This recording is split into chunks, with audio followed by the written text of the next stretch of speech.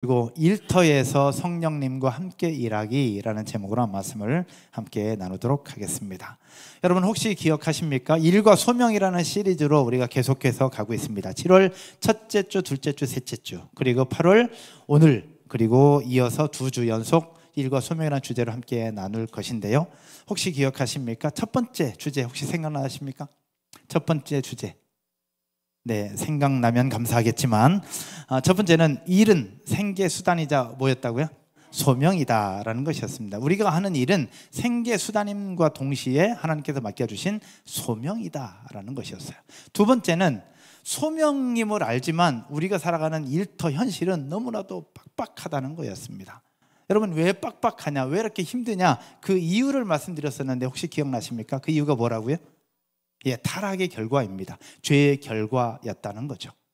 세 번째 시간, 바로 수련회 가기 전이었는데 그렇게 빡빡한 일터, 쉽지 않은 일터지만 그럼에도 불구하고 하나님 우리에게 뭘 말씀하셨느냐? 생육하고 번성하라라고 말씀하셨어요. 그래서 바벨론 포로로 잡혀있는 그들에게도 그럼에도 불구하고 바벨론 땅의 평안을 위해서 기도하라, 그리고 너희도 생육하고 번성하라라고 주셨던 것이 세 번째 시간이었습니다. 오늘은 이제 네 번째 시간으로 우리의 빡빡한 일터, 그 일터 속에서 소명으로 살아가기 위해서 필요한 것이 있는데 그것이 바로 무엇이냐? 성령님과 함께 일하는 것이다 하는 겁니다. 따라서 해볼까요? 우리의 일터에서도 성령님과 함께 일하기. 그리스도인에게 소명으로 주신 우리의 일터 쉽지는 않습니다. 이미 우리가 살고 있기에 쉽지 않다는 건 압니다. 그럼에도 불구하고 생육하고 번성하라고 말씀을 하셨어요. 하나님께서 주신 소명을 이루기 위해서 필요한 가장 중요한 한 가지가 바로 무엇이냐? 성령님과 함께 일하는 것입니다. 그래서 오늘 여러분들과 함께 우리 일터에서 어떻게 성령님과 함께 일할 수 있느냐, 이 부분들을 함께 나누려고 합니다. 오늘 읽은 본문 갈라디아서는요, 갈라디아 교인들에게 주셨던 사도 바울의 권면이자 권고였습니다. 그 핵심, 오늘 본문의 핵심은 성령을 따라 행하라 라는 겁니다. 성령을 따라 행하라, 그리하면 육체의 욕심을 이루지 아니하리라. 그러면서 갈라디아 교회 성도들에게 성령으로 충만할 것을 말씀하고 있습니다. 오늘 예배하는 저와 여러분, 갈라디아 교회인을 넘어서 더 행복한 교회 성도들, 오늘 예배를 드리는 여러분 모두에게 성령으로 충만케 되는 여러분 모두가 되기를 주님의 이름으로 축원드립니다. 온라인으로 예배하시는 분들도 오늘 예배 이후부터 더 성령으로 충만케 될 줄로 믿습니다. 성령으로 충만케 되려면 어떻게 되느냐? 중요한 한 가지 사실이 있는데 바로 육체의 욕심, 육체의 일, 육체의 소욕과 대적해야 합니다. 성령의 충만함을 얘기할 때 이야기하는 것이 무엇이냐? 육체의 소욕, 육체의 욕심, 육체의 일, 이것을 계속해서 반복해서 이야기를 하고 있습니다. 즉 성령의 일과 육체의 일은 서로 대적한다라는 이야기입니다. 우리 술 좋아하시는 분들이 술 취하지 말라 얘기할 때 취하지 말라는 것만 가지고 얘기하거든요. 근데 술 취하지 말라고 얘기할 때 거기에 공통적으로 따라오는 것이 무엇이냐? 그 바로 앞에 성령으로 충만하라라는 것입니다. 결국 성령과 술, 성령과 육체, 이 부분들을 대적시켜서 이야기를 하고 있는 성경의 모습입니다. 그러면 육체의 일이 무엇이냐? 이 부분들을 먼저 성경을 통해서 살펴보도록 하겠습니다. 육체의 일, 무엇이 육체의 일이냐? 뭐 굳이 설명할 필요 없이 성경을 보면 볼 수 있는데요. 19절부터 21절까지 함께 보겠습니다. 19절, 육체의 일은 분명하니, 어떠하다고요? 분명하니 무엇이냐? 곧 무엇과? 무엇과? 무엇과? 호색과, 음행과 더러운 것과 호색을 얘기합니다. 그러면서 20절도 한번 볼까요? 20절 같이 읽을게요. 우상 숭배와 주술과 분쟁과 시기와 분냄과 당짓는 것과 분열함과 이단과, 굳이 설명 안 해도 알만한 것들이죠. 그러면서 21절 한번 다 같이 읽겠습니다. 투기와 술 취함과 방탕함과 또 그와 같은 것들, 이게 육체의 일이라는 겁니다. 이런 것들이 육체의 일이라 전에 너희에게 경계한 것 같이 경계하노니 이런 일을 하는 자들은 무엇을? 하나님의 나라를 어떻게? 유업으로 받지 못할 것이요, 이렇게 이야기를 하고 있습니다.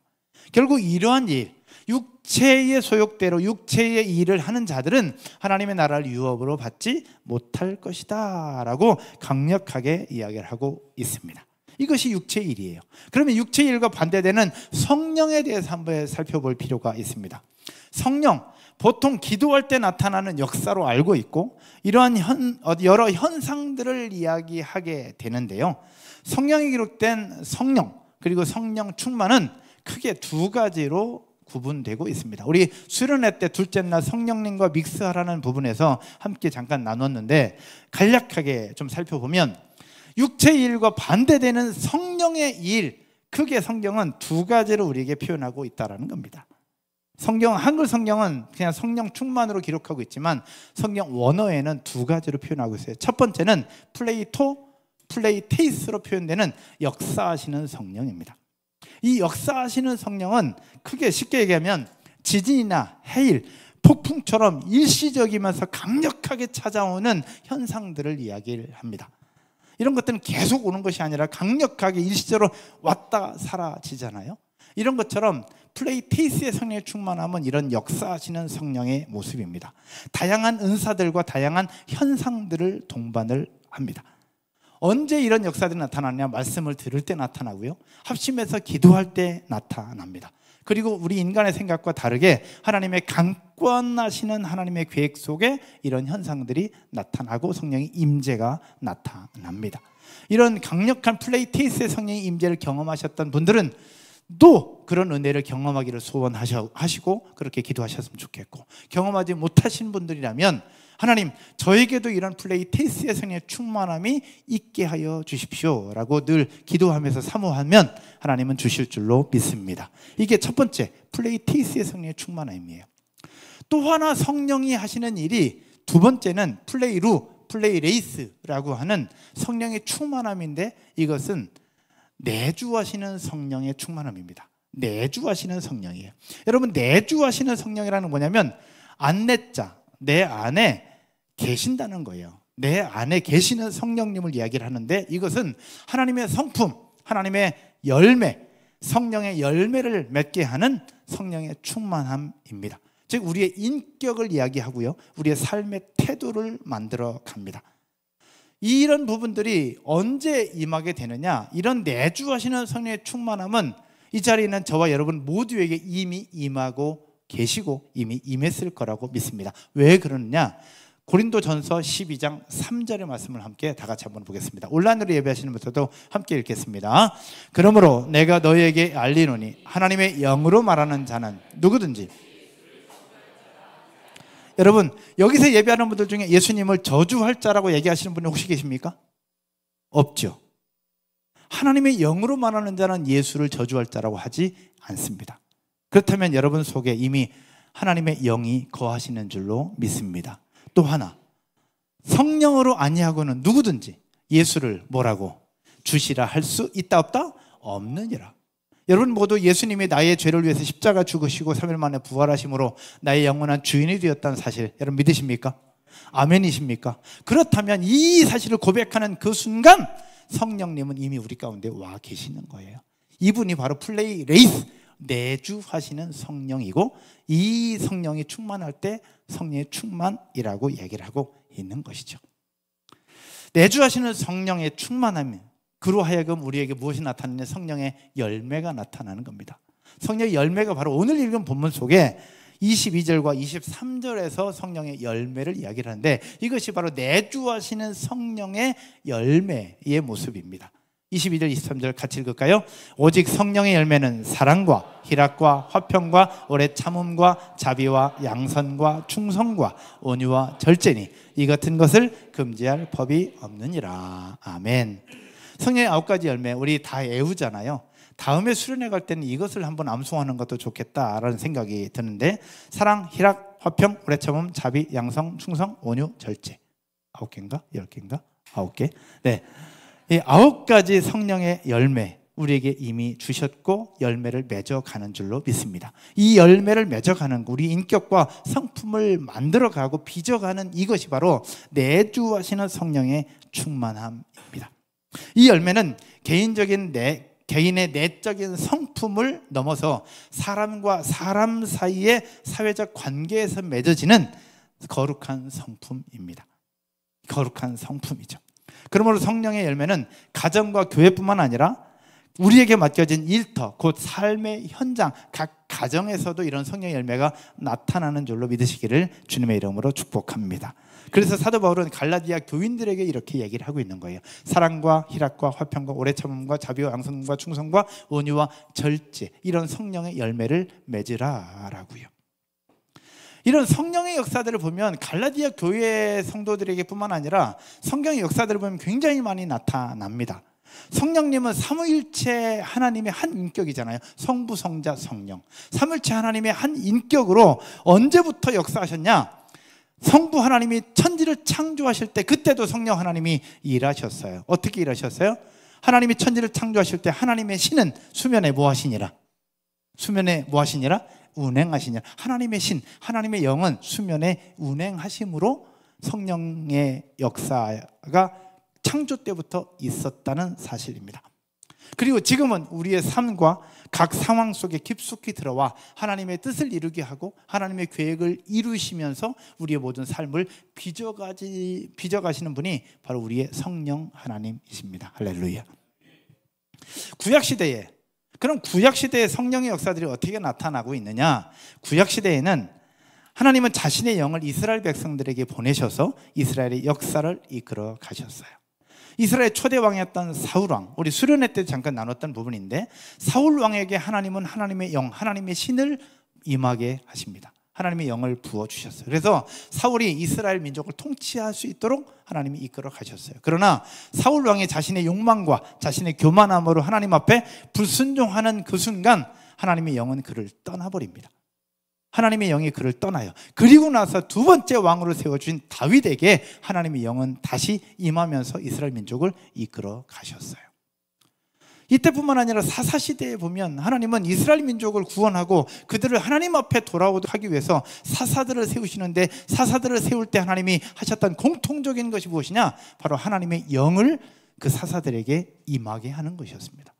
하나님의 영을 사사들에게 임하게 함으로 말미암아 그들이 이스라엘 민족을 하나님 앞으로 인도할 수 있는 일들을 행하셨어요. 그러면서 신약 시대로 넘어오면 예수 그리스도가 이 땅에 오시고 예수 그리스도의 영이신 성령으로 말미암아 이 땅에 교회를 세우시고 하늘로 승천하신 예수 그리스도, 그리고 보혜사가 우리 가운데 오심으로 말미암아 이 땅에 살아가는 존재 속에서, 삶 속에서 우리는 하나님과 함께, 성령님과 함께 삶을 살아가도록 하셨던 것, 이것이 바로 오늘까지 계속 이어지는 하나님의 역사, 성령의 역사인 줄로 믿으시기를 축복합니다. 결국 하나님의 성령은 태초에 하나님이 창조하실 때부터 오늘 이 시대, 교회 시대를 넘어 우리가 사는 모든 삶의 환경 속에 계속해서 나타나고 있다라는 거죠. 그러므로 성령은, 따라서 한번 해볼까요? 교회 안에만 계시는 것이 아니다. 성령은 교회 안에만 계시는 것이 아니라 우리가 살아가는 세상 모든 영역 속에 다 계시고 주관하시는 분이 성령 하나님이심을 믿으시기를 주님의 이름으로 축복합니다. 비록 하나님이 안 계시는 것처럼 느껴지는 우리의 삶의 일터, 너무너무 힘든 일터, 생존 경쟁 속에 피말리는 삶을 살고 있는 생존 일터, 그 속에서도 하나님의 성령은 계시고 우리의 삶을 주관하고 계시다는 사실을 믿어야 합니다. 할렐루야. 이런 성령님과 함께 일하는 오늘이 되고 이번 한 주간이 되기를 주님의 이름으로 축복합니다. 그래서 신학자 가이사랴 바실이라고 하는 사람이 이렇게 얘기를 했어요. 인간의 모든 일은 성령의 능력 안에서 이루어진다라고. 따라서 한번 해볼까요? 인간의 모든 일은 성령의 능력 안에서 이루어진다. 여러분 아멘이십니까? 그래서 오늘 우리의 일터에서도 성령님과 함께 일하기 위해서 필요한 몇 가지가 있습니다. 첫 번째 기억해야 될 것은, 그럼 나의 일과 성령이 무슨 관계냐라는 겁니다. 현재 내가 하는 일과 성령님과 무슨 관계가 있느냐라는 겁니다. 우리 한나 집사님이 우리 건반으로 섬겨주시는데 우리 아주 좋은 수학 선생님이세요. 근데 한나 쌤이 하고 있는 수학과 성령이 무슨 관계일까요? 여러분, 수학과 성령님 무슨 관계일까? 아무 관계 없는 것 같아요. 왜냐하면 우리는 수학을 싫어하잖아요. 우리는 성령을 싫어하진 않아요. 근데 수학은 싫어해요. 그러면 수학과, 논리적으로 볼 때 수학과 성령은 무슨 관계? 대적 관계일까요? 어떤 관계일까? 무슨 관계일까요? 그럼 우리가 하는 일과 성령은 무슨 관계이냐라는 겁니다. 여러분, 성령의 은사는 하나님께서 주시는 특별한 능력과 선물입니다. 할렐루야.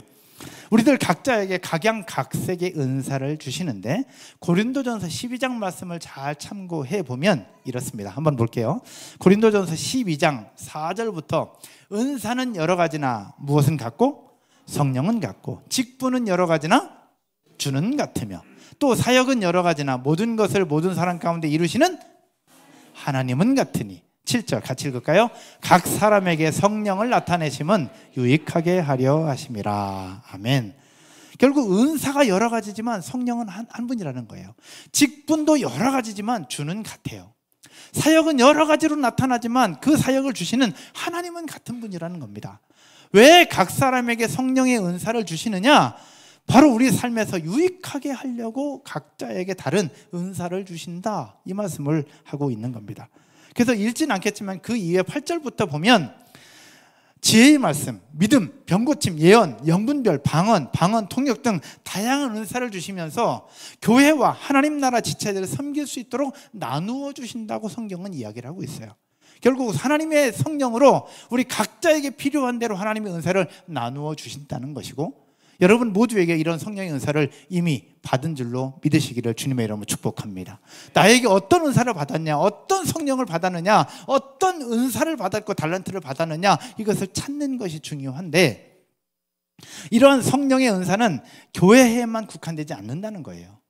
교회 안에 있을 때만 국한되는 것이 아니라 우리 모든 삶의 영역, 특별히 직업 영역을 갖고 있는 사람들에게 관심과 재능과 곧 은사를 주셔서 그 일에 종사하게 하시는데, 성경을 한번 보십시다.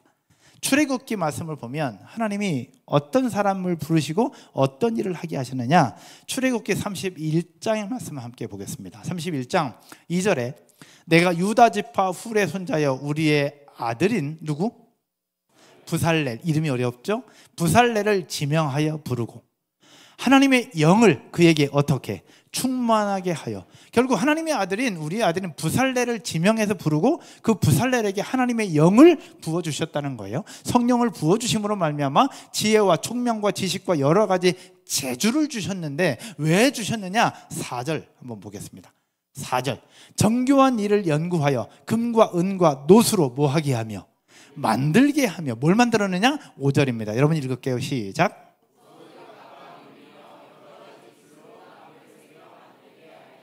예, 결국 성전에서 사용하는 여러 기구들을 만드는 일에 하나님은 부살렐이라는 사람을 불러요. 근데 이후의 성경을 보면 부살렐 혼자가 아니라 오홀리압이라는 사람도 불러요. 결국 하나님은 오홀리압과 부살렐을 불러서 영으로, 하나님의 영으로 충만하게 하여 성전 기구들을 만드는 지혜와 능력을 주셨다라는 겁니다. 여기에서 끝나지 않아요. 하나님은 농부들에게는 농사짓는 모략과 지혜를 주시고요, 다윗과 솔로몬 같은 왕에게는 국가를 지도하는 경영 능력을 주십니다. 또 제사장과 레위인들에게는 성전에서 봉사하는 직분과 능력을 주셔서 각자의 맡은 영역과 각자의 역할을 감당하게 하셨다라는 겁니다. 그렇다면 이 자리에서 예배하고 있는 저와 여러분들에게는 어떠한 능력과 어떠한 은사를 주셨을까? 사업하시는 분들에게는 사업을 운영할 수 있는 경영 능력과 지혜와 명철함과 분별력을 주시는 줄로 믿습니다. 우리 선생님들 많으신데 선생님들에게는 아이들을 가르칠 수 있는 지도력과 가르침의 은사를 주시는 것이고, 또 우리 상담하는 이들에게는 상담할 수 있는 공감 능력과 그들에게 진짜 필요한 지혜를 가르치는 그런 은혜와 은사들을 주신다라는 거예요. 각자의 영역과 각자의 삶에 따라서 각자에게 필요한 대로 하나님은 은사를 주시는데, 이 모든 것이 바로 하나님의 영으로 충만케 하시는 하나님의 은사라는 사실 기억하기를 주님의 이름으로 축복합니다. 결국 이런 재능, 이런 은사, 이런 달란트를 어떻게 발견하느냐가 직업 선택의 기준이 되고요, 또 그 직업을 통해서 내가 성공하고 행복한 삶을 살아가는 출발이 된다라는 겁니다. 여러분, 저와 여러분이 어떤 직업에 종사하느냐, 그 모든 것이 성령께서 각 사람에게 주신 은사의 결과임을 기억하고, 여러분이 하고 있는 현재 일을 기쁨으로, 감사함으로 멋지게 이루어내는 저와 여러분 모두가 되실 줄로 믿습니다. 그러므로 모든 그리스도인들은 성령께서 나에게 주신 직업적 은사가 무엇인지를 정확하게 찾고 발견해야 하고요. 발견했다고 한다면 그것을 더 개발시켜서 정말로 성공적인, 그리고 하나님께서 기뻐하실 만한 일들로 행할 수 있도록 더 노력하는 지혜와 능력이 필요한 줄로 믿습니다. 두 번째는요, 그럼 우리 일터에서 성령님과 함께 일하기 위해서 어떻게 되느냐? 성령님과 함께 일하려면 어떻게 되느냐? 성령님은 우리 각자에게 필요한 은사를 주셨어요. 그래서 성령님과 함께 일하도록 하셨어요. 그럼 어떻게 해야 될 것이냐? 몇 가지로 정리를 좀 해봤는데 한번 볼게요. 화면 있을까요? 네, 첫 번째는 바쁜 일터에서도 성령님의 인도하심을 받으며 함께 일하기 위해서 필요한 첫 번째입니다. 따라서 한번 해볼까요? 영적인 훈련과 노력이 필요하다. 배워야죠. 알아야죠. 우리 제자훈련을 하면서도 단순히 성경만 배우는 것이 아니라 이 세상 속에서 그리스도인으로, 기독교 세계관으로 어떻게 살아야 되는지를 함께 계속해서 나눕니다. 영적 훈련과 노력이 필요해요. 아마 조만간 지금 8월 지나면서 우리 남성분들을 대상으로 우리 파더와이즈 모임을 또 시작하려고 합니다. 우리 주중에 지난번 파더와이즈 모임 했던 남자분들과 함께 식사하고 교제하는데 참 좋더라고요. 그래서 이번에 파더와이즈 모임을 또 하면 그분들과 이분들과 함께 볼링도 치고 야구도 하고, 그러면서 우리 남자들이 이 삶 속에서 얼마나 치열한 삶을 살아가느냐, 그 속에서 어떻게 우리가 믿음으로 승리할 수 있느냐 또 함께 나누는 시간을 가져보려고 합니다. 다음 주에 광고하도록 하겠습니다. 영적 훈련과 노력이 필요해요. 두 번째 필요한 것은 무엇이냐? 성령님과 함께 일하려는 의지와 또 순간순간 넘어질 때 우리 마음을 다잡을 수 있는 말씀 묵상이 필요하다라는 겁니다. 성령님과 함께 일하려는 의지가 필요하죠. 의지가 없으면 안 되잖아요. 의지가 필요합니다. 때론 넘어지더라도 다시 일으킬 수 있려면 의지가 필요합니다. 세 번째는 일터에서도 수시로 기도하는 것이 필요해요. 수시로 기도하는 것. 우리 특별히 매장을 운영하고 사업장을 운영하는 분들, 제가 개업할 때마다 늘 이야기하는 부분들이 있습니다. 우리 얼마 전에 여기 초지동 앞에서 하고 있는 마커스 안경원의 손명철 형제님한테도 제가 개업 예배 드리면서 그랬어요. 가게 문 열면서 제일 먼저 해야 될 것이 무엇이냐? 문 열고 들어오면서 기도하라고. 문 열고 들어오면서 기도하고 문 닫고 나가면서 기도하라고. 이것이 가장 중요하다라는 겁니다. 수시로 기도하는 거예요. 손님 오셨을 때 눈 감고 기도할 그건 안 되고, 손님 오셨을 때는 손님을 응대해야 되는 거예요. 예수님이 오신 것처럼. 그러나 문 열고 들어갈 때 제일 먼저 문을 열면서 기도하고, 문 닫고 나오면서 오늘 또 지켜주셔서 감사하다 기도하고, 수시로 기도하는 것이 무엇보다 필요하다라는 겁니다. 수시로 기도하는 것. 그리고 마지막 하나는 어려운 일이나 중요한 일, 악덕과 미덕의 선택의 기로에 있을 때 함께 조언하고 격려해 줄 신앙의 친구들이 필요합니다. 공동체가 필요하다라는 얘기죠. 우리 셀 공동체가 그런 공동체가 될 것이고, 우리 CBMC 모임에 오시는 분들은 CBMC 사장님들과의 모임이 그런 모임이 될 거예요. 함께 삶의 고민들, 기업적인 고민들, 경영에 대한 고민들을 함께 나눌 신앙의 친구들이 필요해요. 혼자서는 쉽지 않더라고요. 목사도 저 혼자는 어렵습니다. 그래서 목사님들과의 네트워크가 있는 것이고, 목사님들과 함께 모임이 있어요. 여러분, 중요한 사실은 목사님들 함께 네트워크가 있는 목사님들은 딴 길로 빠지지 않습니다. 돈의 문제, 성적인 문제, 다른 문제에 빠지지 않아요. 왜 빠지느냐? 본인 혼자 독불장군처럼 있을 때 빠지게 되더라고요. 사업도 마찬가지고요. 여러분, 신앙생활도 마찬가지. 힘든 일터에서 성령님과 함께 일할 수 있는 가장 중요한 것, 이 네 가지. 그 중에 마지막, 조언하고 격려해 줄 신앙의 친구들이 필요하고, 이런 친구들을 만들고 만날 수 있는 여러분 모두가 되시기를 축복합니다. 잠언 27장 17절에서 이렇게 말씀을 하잖아요. 같이 읽을까요? 철이 철을 날카롭게 하는 것 같이 사람이 그의 친구의 얼굴을 빛나게 하느니라. 여러분, 아멘이시죠? 말씀의 결론을 맺으면서요, 올림픽이 막바지에 다다랐습니다. 예상보다 한국 선수들이 너무너무 잘해줘서 너무 감사하고, 가끔 밤에 볼 때마다 뿌듯하고 너무 고맙더라고요. 하지만 이해할 수 없는 부분들도 가끔 있어서 눈살을 찌푸리게 되기도 합니다.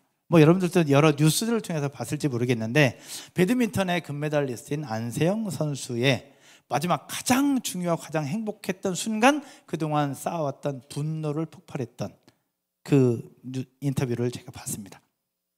선수와 협회 간의 갈등, 가장 기쁘고 행복했던 순간, 가장 축하받아야 되는 그 순간, 왜 그 순간에 쌓아놨던 분노를 터뜨렸던 걸까?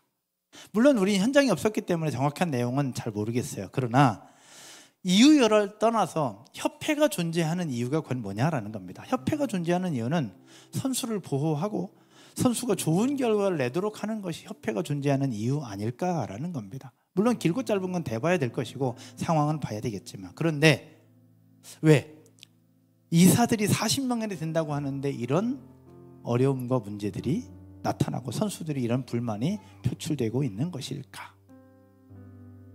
여러분, 그분들이 크리스찬인지 아닌지는 잘 모르겠어요. 그런데 인간의 가장 기본적인 부분들만 생각해 봐도 우리는 알 수 있다는 겁니다.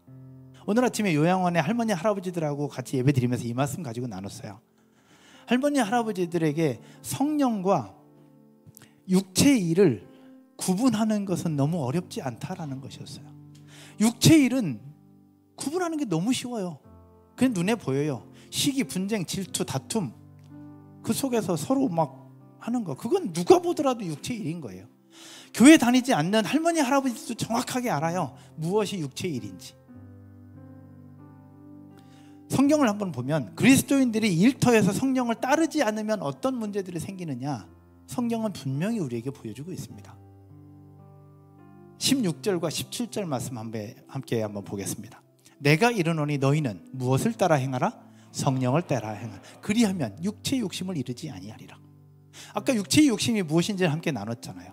그러지 않으려면 뭐 해야 되냐? 성령을 따라 행하라 라고 얘기를 하고 있어요. 17절 여러분이 한번 읽겠습니다. 17절 육체의 소욕은 성령을 거스르고 성령은 육체를 거스르고. 서로 반대예요. 육체의 소욕은 성령을 거스리고 성령은 육체를 거스린다는 겁니다. 이 둘이 서로 대적함으로 너희가 원하는 것을 하지 못하게 하려 함이라. 결국 성령을 따르면 육체의 일을 하지 못하게 하는 것이고, 육체의 일을 따르면 성령이 하는 일을 자꾸 피하게 돼요. 굳이 설명할 필요 없어요. 다 알아요. 여러분 스스로 다 압니다. 성령을 따르면 육체의 일을 피하게 되고 육체를 따르면 성령의 일을 피하게 돼요. 여러분 성령을 따르지 않고 육체의 소욕을 따르면 어떤 문제가 생기느냐? 자기중심적이 됩니다. 자기중심적으로 생각하고 판단할 수밖에 없어요. 그러다 보니 서로 갈등이 생기고 미움이 생깁니다. 부끄러운 모습이 생겨나죠. 육체의 소욕을 따르면 아까 봤던 것처럼 음행, 더러운 것, 원수 맺는 것, 분쟁, 시기, 분냄, 당지는 것, 분열, 이단, 투기, 술취함, 방탕, 불륜, 그런 것들이 나타나게 되는 겁니다. 육체의 일을 따르면 그렇게 되는 거예요. 여기에 뭐가 또 됐냐? 불법과 불의가 표현됩니다. 육체를 따르면 그래요. 그래서 성도들 사업하는 분들하고 늘 얘기합니다. 불법, 편법, 탈법 하지 말자. 불법과 편법과 탈법, 이건 분명히 육체의 일이다라는 겁니다. 하나님 우리에게 말씀하십니다. 성령의 일과 육체의 일은 서로 대적한다고요. 그러면서 우리에게 성령을 따라 행하라 라고 말씀하고 있는 겁니다. 성령을 따르지 않고 육체의 소욕을 따르면 타인에 대한 배려가 부족하고요, 자신의 안위와 권리를 먼저 주장하게 됩니다. 상대방에 대한 배려보다 자신의 권위, 자신의 안위, 자신의 권리를 먼저 주장하게 돼요. 그러나 예수님의 모습을 한번 살펴보십시오. 예수님은 그런 분이었어요? 아니에요. 본인이 힘을 다 쓸 수 있는 분임에도 불구하고 힘쓰지 않아요. 본인이 먼저 십자가에 달려 죽으시면서 희생하시잖아요. 이게 성령의 일인 거예요. 이게 예수님의 일이고 이게 하나님의 일이라는 겁니다. 하나님 우리에게 그런 성령을 따르라고 행하고 있는 거예요. 교회 안에서도 마찬가지예요. 서로 분냄과 분쟁과 시기와 질투, 서로 자기만 주장하고 있다면 그건 육체의 일인 거예요. 그러나 하나님의 성령은 자기 주장이 아니라 서로 배려하고 존중하고 이해하고 기다려주고 안아주고 품어주는 것, 이게 성령의 일인 거잖아요. 아멘이시죠? 자기 권리, 자기 안위, 자기 먼저 살겠다고 하는 사람들이 있는 일터는 다른 사람들이 힘들게 만듭니다. 이런 사람들 때문에 일터가 힘든 거예요. 안세영 선수 잠깐 얘기했는데, 안세영 선수와 배드민턴 협회 갈등, 이유는 따져봐야 되겠죠. 우리는 현장에 없었으니까 함부로 얘기할 수는 없어요. 그러나 액면가대로 볼 때 협회는 선수들을 위해서 존재합니다. 그런데 물론 봐야 되겠지만 선수들보다 훨씬 더 많은 임원들은 비즈니스 타고, 진짜 중요한 선수들은 이코노미 타고. 이게 맞다고 생각하십니까? 신앙이 있든 없든 이게 맞는 건가? 근데 우리의 모습 속에 이런 부분들이 나타날 수 있다는 거예요.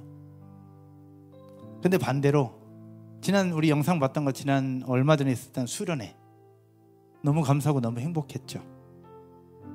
기숙사에서 저희가 머물렀는데 에어컨 문제로 방을 몇 개를 좀 바꿔야 되는 상황이 생겼습니다. 그런데 놀라운 사실은 뭐냐, 스태프들과 MG 리더들은 이미 숙소가 다 정해져 있었어요. 근데 새 가족으로 오신 분들이 에어컨 문제로 숙소가 어려워지니까 이 스태프들과 MG 리더들이 자기들의 방을 다 내주더라고. 자기들의 방을 새 가족들과 그 처음 온 성도들을 향해서 자기의 방을 다 내주고, 본인들은 가족과 다 흩어져서 다 각자 이 방 저 방에 흩어져서 잠을 자는 모습을 제가 봤어요. 여러분, 기숙사에서 자기 식구들과 헤어져서 잔다는 거는 자는 거, 갈아입는 거, 모든 거 다 불편하잖아요. 그럼에도 불구하고 새가족과 성도들을 위해서 자기 있는 방을 다 내주는 MG 리더들과 스태프들의 모습을 봤어요. 얼마나 고마웠을까요? 전 너무 감동이었어요. 그러면서 속으로 생각했어요. 혹시 더 좋아하는 건 아닌가? 가족과 헤어져서 더 좋아하는 건 아닌가? 그 생각이 들었어요. 그래서 이 자리를 빌어서 함께 자기 방 내어주고 진짜 최선의 모습으로 희생하면서 섬겼던 모든 스태프들과 MG 리더분들에게 이 자리를 빌어서 고맙고 감사하다는 말씀을 드립니다. 우리 박수 한번 우리 하시죠. 여러분, 이게 성령을 따라 행하는 건 아닙니까? 이게 성령을 따라 행하는 거예요. 내가 좀 불편할 수 있지만 하나님이 원하시는 것, 십자가에 달리신 예수님이 행하셨던 것처럼 그렇게 하는 거예요. 이게 성령을 따라 행하는 거예요. 이런 말이 있습니다. 하루에도 수없이 날아다니는 새가 내 머리 위를 날아다니는 것은 막지 못해도 내 머리 위에 둥지를 트는 것은 막을 수 있다라고 얘기합니다. 하루에도 수없이 내 머리 위로 새들이 날아다니는 것은 우리가 막지는 못해요. 그러나 내 머리 위에 둥지를 트는 것은 막을 수 있고, 둥지를 틀게 하는 것은 내 잘못이라는 거예요. 이건 뭐냐? 우리를 힘들게 만들고 괴롭게 만드는 요소들은 하루에도 수십 번씩 찾아온다는 겁니다. 우리를 유혹하고 우리를 넘어지게 만들고 우리를 괴롭게 만드는 요소들은 하루에도 수십 번씩 찾아온다는 겁니다.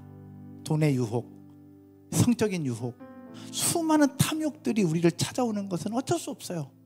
그러나 내 머리에 둥지를 틀고 또 머리를 틀어서 새끼를 부화하고 알을 낳게 만드는 것은 우리 잘못이라는 얘기죠.